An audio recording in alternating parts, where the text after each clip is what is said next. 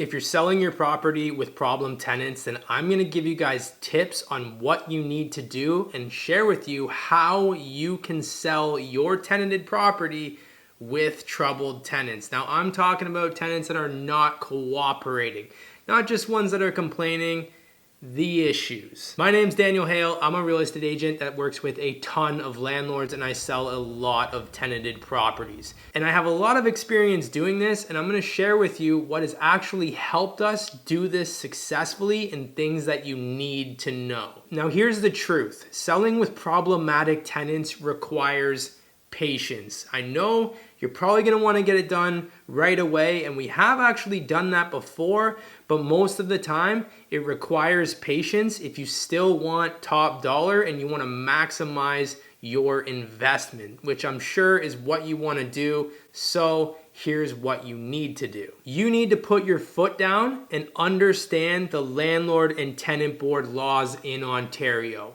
You as the landlord absolutely have the right to sell your tenanted property. And that is one thing that the landlord and tenant board is very strict on with tenants. They do not like it when a tenant interferes with selling the landlord's property, as they do have the right to do so. So if your tenant is not allowing you entry and they're not cooperating with anything during the sale, you have to put your foot down.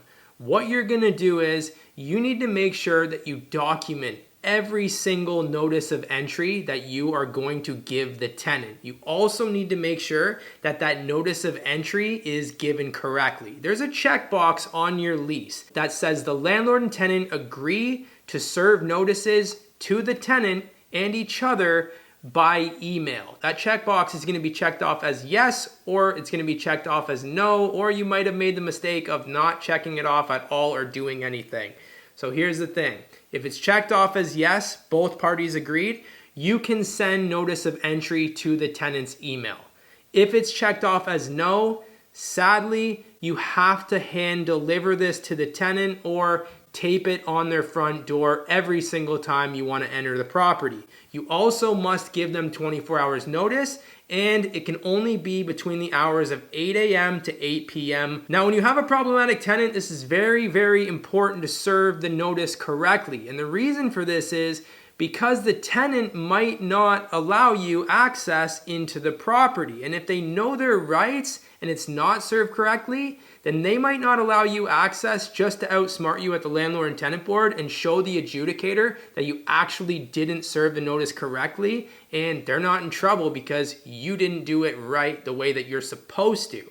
But if you do it the way you're supposed to, then a lot of times they actually will then give you entry because they know they will be in the wrong at the landlord and tenant board. Now, let's say your thought process right now is, but they're not going to allow me entry anyways. This is the point. You're serving the notice correctly to that tenant so that if they don't allow you entry, you can document this and serve that tenant an N5 notice of eviction for interference with the sale. And I've actually gotten an eviction through the landlord and tenant board many times for this exact reason, because the tenant is not allowing you to sell it, they're interfering with the showings, and it's just simply not allowing you to sell your property. So you're going to serve that tenant with an N5 notice of eviction for any reason that they are stopping you from selling your property. You're then going to file it to the landlord and tenant board and get a hearing date for this reason. And the tenant is then going to receive that notice from the landlord and tenant board, and they're going to see that you're very serious about getting your property sold. Now, two things are going to happen. They're going to cooperate and fix their behavior, and you're going to sell your property and have no more issues, or they're not, and you're going to get the eviction, and then when they're evicted, you're going to clean up your property and sell it vacant, which is a lot easier, and you're probably going to make more money, and everything's going to be a lot smoother than anyways. Now, that could take up to 4 to 6 months. Landlord and tenant board hearings are a lot quicker nowadays, which is great news for you, but you need to put your foot down and you need to do these things correctly if the tenant is not cooperating. Do not let them kick the ball down the street and say, oh, we're going to leave on this date and then you're going to sell it, because all they're doing is trying to buy themselves time.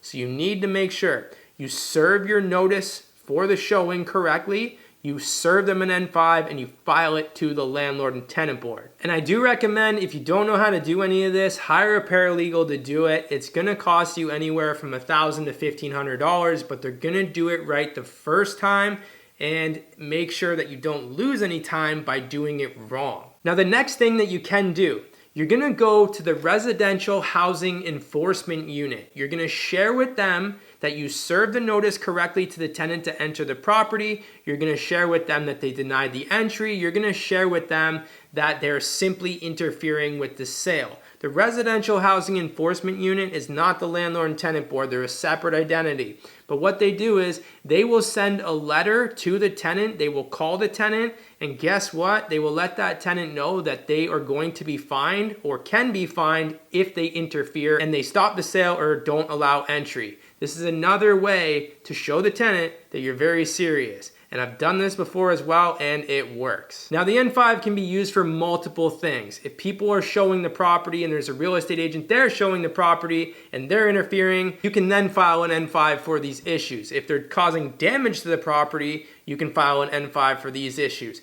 But when it comes to dealing with problematic tenants and you're selling your property, you want to get the property on the market immediately, even if they're allowing you showings. You want to have as many showings as you possibly can, because if you don't, the tenant will kick their feet up, stay around for as long as they can, they won't leave, and you're just not going to sell your property for a very long time. But what happens is, if these showings are consistently going on and they're happening, then the tenant's going to get frustrated, it's interrupting their living, they're not going to be happy, and they're probably going to cooperate with you a lot more given this circumstance, which always happens.